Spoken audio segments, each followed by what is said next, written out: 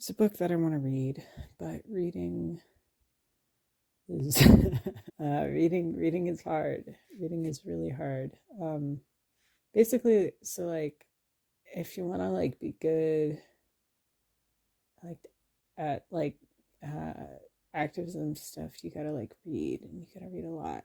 Like, yeah, if you don't have brain fog and you don't have stress, and you can like read a lot, like you can read a lot. If you can't read, whatever the reason, really good alternative is looking what is it, looking up notes online, looking up commentaries. If it's a commentary, try your best to kind of like look at multiple commentaries so you're not like just getting one perspective, because some level of commentary is opinion, or you won't be able to tell if it's opinion if you haven't read it. But anyway, so I was thinking like why are books difficult to read? Books and I'm talking about like specifically nonfiction. Where are nonfiction books difficult to read?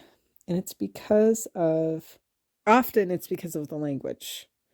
It's the grammar that's used. It's the words that are used. Usually they're bigger dictionary words. The grammar is more formal. Written language is very, very different from spoken language. And you can tell by like reading it. If you're reading a podcast transcript where it's a person talking, the grammar is all messed up. And, there's words like and like and, awkward commas. There I say but it's fluid because it's like you're having a conversation with a friend. And with writing, it's kind of like a different language, because like it's like an academic format, because you're not talking. It's not really a different language, but it's a different format because you're using words that you would never use in regular conversation. The other really funny thing about that is that like if you write, at least for me, like where I went to school, we're taught to like write very formally because it's like for, academics and essays and stuff.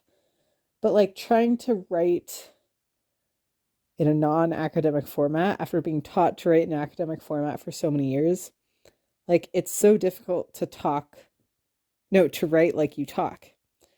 And I'm jealous of it because a lot of blog writers write like they talk, and like a lot of those like popular books, the authors write like they talk. Like they're like easy reads. That's why they're popular, because you're reading something, but it's like talking.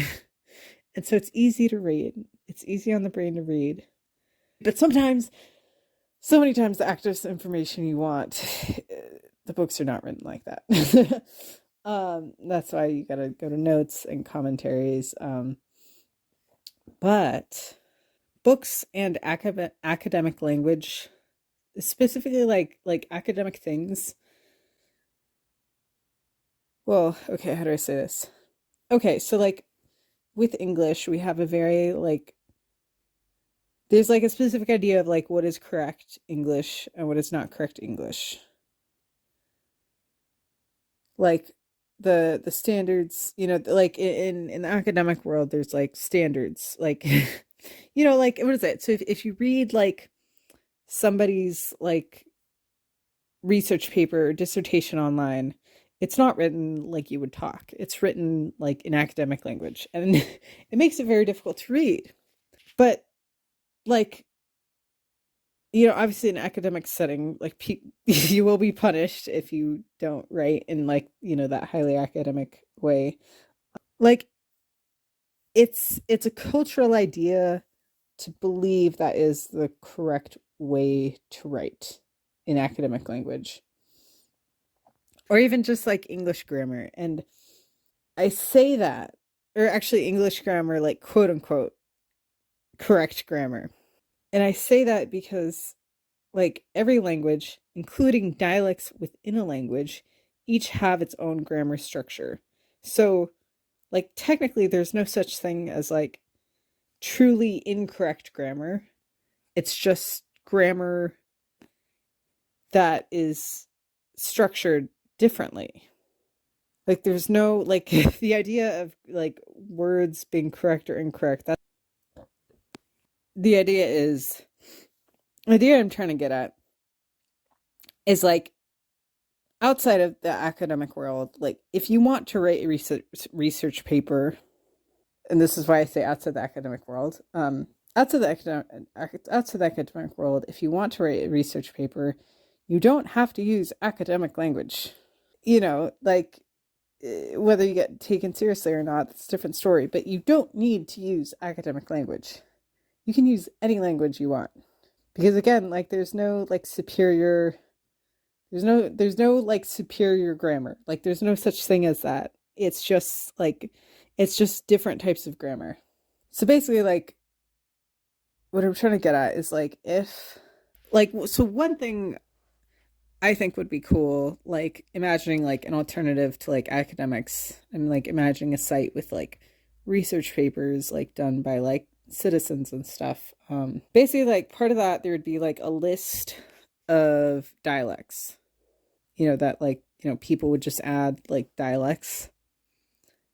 And like each dialect would have like each dialect would like have an explanation of grammar. And it would basically be like it would just kind of like explain the grammar structure, maybe go into like some like common words. And then like for the research papers people are like putting on there, like at the top of the paper, they just like all they say is what dialect they're using to like basically like that's for like the reader to like understand what they're saying. Because again, like if you're not using like if someone's only reading academic papers with academic language, like they know what stuff means. But if you're reading things that are in different dialects, like you're not going to automatically know what stuff means. If the researcher writes the dialect at the top of the paper, then like then they're like, oh, it's like this common language. And like when they're reading it, like they'll be able to understand it much better, and there won't be like misinterpretations. It's like I'm trying to write more like how people talk, so it's easier. And so that's like made me question, like, oh my gosh, like what is my dialect? And I like I'm not totally sure. I don't have the Gen Z talk stuff. Like it's kind of funny because like when Gen Z people like talk, I really don't know what they're saying. Like the Gen Z dialect. That's not me.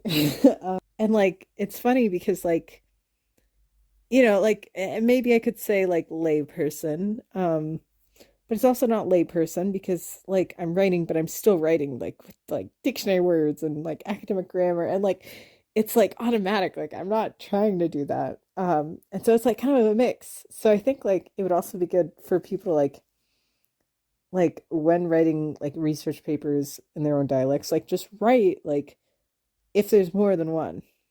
So I don't know, maybe like mine is like layperson, layperson, American, and like academic combined. So yeah, so like free science, free research, free STEM, and write in whatever language like you feel like writing it. Like write all your science stuff in the language that you want. Write your political stuff in whatever language you want. Write your historical stuff in whatever language you want.